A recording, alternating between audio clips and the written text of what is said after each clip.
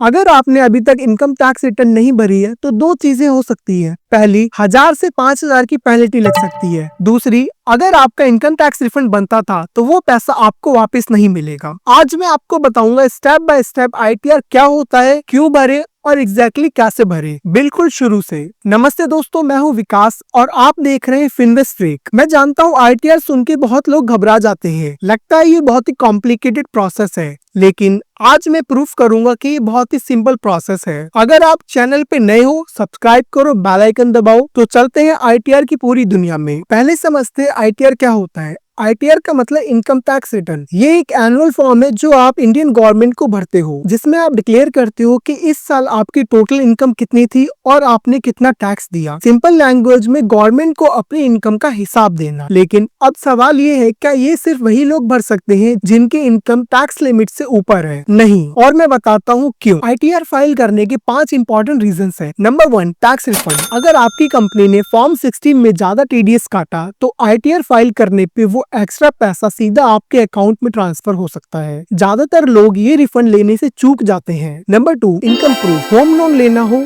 Car loan लेना हो या फॉरेन वीजा अप्लाई करना हो, इनकम टैक्स रिटर्न सबसे स्ट्रॉन्ग प्रूफ माना जाता है, बैंक से भी ज्यादा ट्रस्टेड है। Number 3, loss carry forward. अगर इस साल किसी इन्वेस्टमेंट में लॉस हुआ है तो अगले साल के प्रॉफिट से वो लॉस एडजस्ट किया जा सकता है। नंबर 4, पेनल्टी से बचो। अगर डेडलाइन के बाद आईटीआर फाइल की तो 1000 से 5000 तक की पेनल्टी लग सकती है। अगर इनकम ज्यादा हो तो पेनल्टी भी ज्यादा। Number 5, financial credibility. Regular ITR filer financially responsible इंसान माना जाता है बैंक्स और इंस्टीट्यूशंस में। अब समझते हैं कौन सा आईटीआर फॉर्म आपके लिए सही है। आईटीआर 1 सहज, सैलरीड एम्प्लॉय के लिए, एक ही एम्प्लॉयर हो और इनकम 50 लाख से कम हो।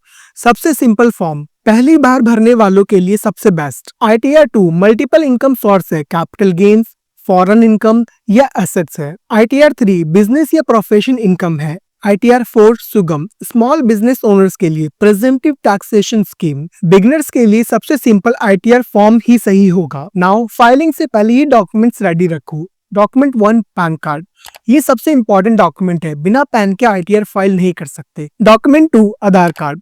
पैन से आधार लिंक होना चाहिए, अगर लिंक नहीं है तो पहले लिंक करो। Document 3, form 16। ये फॉर्म आपकी कंपनी देती है अप्रैल या मई में।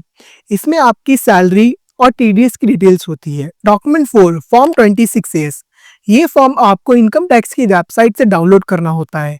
इसमें गवर्नमेंट के पास आपकी सारी इनकम और टैक्स की डिटेल्स होती है। Document 5, bank statement. Saving account interest declare करना होता है, इसलिए बैंक से अपनी एनुअल बैंक स्टेटमेंट लो। Document 6, investment proof. अगर एटीसी में डिडक्शंस लेनी है तो पीपीएफ, एलआईसी, ईएलएसएस ये सब रिसीट्स रेडी रखो। अब करते हैं actual filing step by step. Step 1, income tax portal पे जाओ। वेबसाइट है incometax.gov.in। यही ऑफिशियल गवर्नमेंट वेबसाइट है, किसी और पे मत जाना। स्टेप 2, रजिस्टर या लॉगिन करो। पहली बार हो तो रजिस्टर करो, पैन नंबर से अकाउंट बनाओ, मोबाइल नंबर और ईमेल वेरीफाई करो। स्टेप 3, डैशबोर्ड पे जाओ। लॉगिन करने के बाद ई फाइल ऑप्शन पे क्लिक करो, इनकम टैक्स रिटर्न सिलेक्ट करो, फाइल इनकम टैक्स रिटर्न पे क्लिक करो। स्टेप 4, असेसमेंट ईयर चूज करो, 2026 टू 27 सिलेक्ट करो, ये इस साल की फाइलिंग के लिए है। ऑनलाइन मोड चूज करो। स्टेप 5, आईटीआर 1 सिलेक्ट करो, इंडिविजुअल सिलेक्ट करो, आईटीआर 1 सहज चूज करो, रीजन अदर सिलेक्ट करो। Step 6, personal details, name, PAN, Aadhaar auto fill हो जाता है, चेक करो सब सही है। Step 7, income detail. फॉर्म 16 से सैलरी डिटेल्स भरो, हाउस प्रॉपर्टी इनकम अगर रेंटल इनकम है, other sources, saving account interest. Step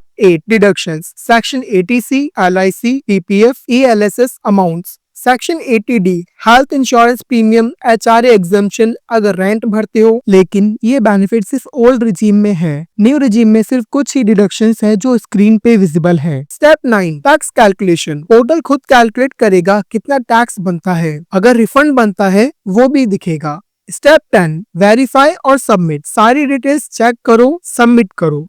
आधार से ई वेरीफाई करो, ये बहुत इंपॉर्टेंट है। बिना वेरिफिकेशन के आईटीआर कंप्लीट नहीं होता। तो ये थी आईटीआर फाइल करने की पूरी प्रोसेस। देखा, इतना सिंपल है, 30 मिनट में हो जाता है। ये 3 चीजें याद रखो। नंबर 1, डेडलाइन है 31 जुलाई 2026। नंबर 2, फॉर्म 16 और फॉर्म 26 पहले डाउनलोड करो। थर्ड, ई वेरीफाई करना मत भूलना, बिना वेरीफाई के रिटर्न इनकम्प्लीट है। अगर कोई कंफ्यूजन हो कमेंट में पूछो, मैं हर कमेंट का रिप्लाई करता हूँ। वीडियो हेल्पफुल लगी हो लाइक करो, सब्सक्राइब करो और अपने उन दोस्तों को शेयर करो जो आईटीआर से डरते हैं। तब तक अपना टैक्स टाइम पे भरे।